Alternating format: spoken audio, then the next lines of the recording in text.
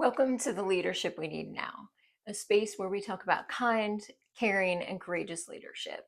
I'm Stacey Dye, and I've been a nonprofit director and a strategist for over 20 years. And today I want to talk about conflict, not conflict resolution, not conflict management, but simply conflict. And I think this is one of those things that I keep seeing pop up in different ways.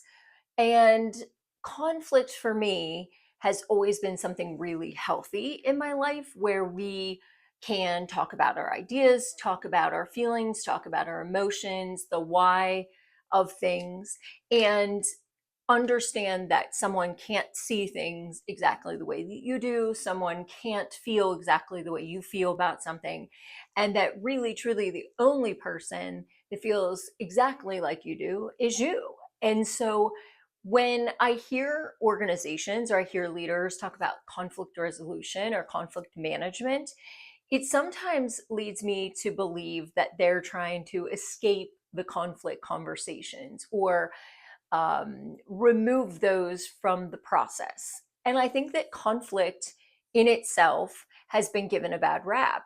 Um, Especially as we create, as we innovate, as we build community, as we build engagement, we need to have conflict and we have to have ways that are healthy to talk about the way we feel, to talk about our non negotiables, to talk about our boundaries, to talk about the feelings and emotions and difficult conversations in a way that is healthy. And I think that when I look at a lot of organizations, a lot of the challenges that they're struggling with are because they delayed conflict or they avoided conflict. They avoided tough conversations. They avoided hurting someone's feelings or saying something that someone doesn't agree with or walking away when there's a possibility to kind of have some understanding and some conversation around why things are viewed in a different way. And sometimes when we talk about conflict, it feels aggressive or it feels argumentative. And it's really about the idea that we have this huge opportunity to take all of these really different ideas, different people, different feelings and emotions, and kind of flush those out and feel and understand how to move forward in a different way. And so when we talk about conflict, it's really important for me in my communication. It's kind of, to me, I always think of it like as a tennis match. I I'm going to hit the ball into your court so you understand where I'm coming from. Then it's yours to hit back to me. And I am pretty transparent about that. And a lot of times it can feel probably on the other side that I am being critical or criticizing or that I'm, not thinking about their feelings, but I actually am. I feel like myself, I would rather have medicine quick and easy to digest than to not know why someone's upset or know why someone left or someone isn't engaged anymore or not know why they don't care the way they used to or not showing up the way they used to. And I think that for me, if I'm doing something that's hurting someone, if I'm doing something that I could change a behavior, or if I could seek to understand versus seeking to always be understood, then I feel like the relationship is not only healthier, but then can move to different places. Ideas can move to different places when we come in and we're not afraid to have conversations where we disagree, where we see a strategy and think that there could be different ways to go about it and feel the freedom and trust to share in those ideas without feeling like someone's going to A, think you're stupid, B, get angry with you, C, argue with you and kind of embarrass you. And those are really difficult. Those are really difficult. And sometimes that type of conflict looks like conflict management or it looks like conflict resolution. But you really just need to get comfortable with having conversations with people you don't agree with people that you do agree with, but maybe there are nuances in how you think things should be done. Or if you're working with a team, or you're working with a staff member or a boss or a board or the community, and you say to someone, I understand why you're doing that, but this is the way I really want this done. This is, trying to be very clear about what your intention is, what your vision is.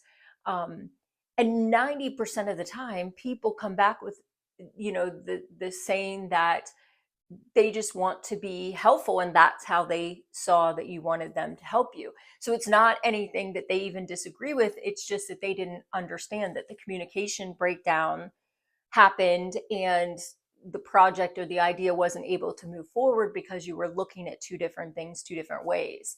And so I think that as we move forward, whether that's in your organization, in your relationships, as you engage your communities, as you engage volunteers, as you engage in others, work, you need to come into this with the fact that, like, we can have conversations, we can have conflict conversations, and it isn't personal, it isn't an attack, it isn't, saying someone is doing something wrong, or someone is, not smart enough, or not doing something the best way. But I think when you're coming together to build something, you really do want the best product. And setting aside your emotions to that isn't really something that's a reasonable thing to do. Like, people always say, put your emotions aside, but that's not realistic when we're invested and we care and we feel very strongly about something.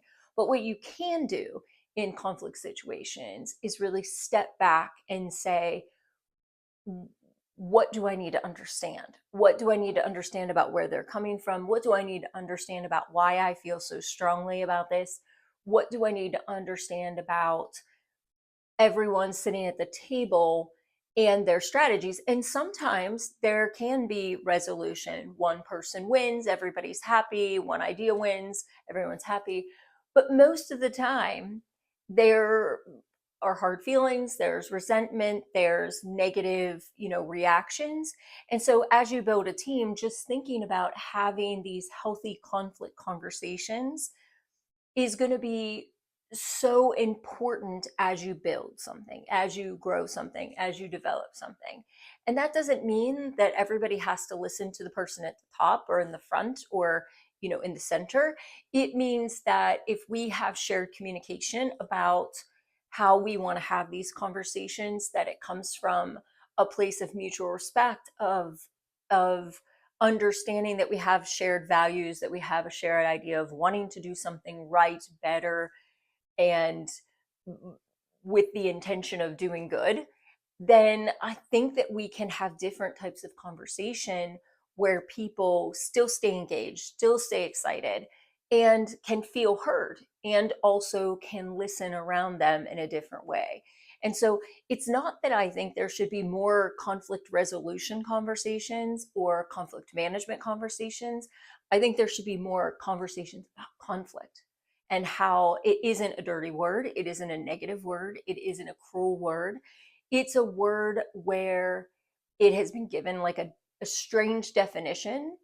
Um, and I think that we need to change that, because if we're going to move forward with whatever's happening in your life, whether that's your relationships with your family, your friends, your children, your parents, whatever, whether that's at work with your relationship with peers, your boss, your employees, your clients, your customers, whoever, you are going to have to come into these conflict situations with an open heart and with the desire to learn, to listen, to understand others, and be clear about your communication, not try to, you know, hurt or harm the other person, but really to build the idea, build the system, build the infrastructure, build the organization, build the human in each of us. And I think that when we start to change the way we talk about conflict and the way we feel about conflict,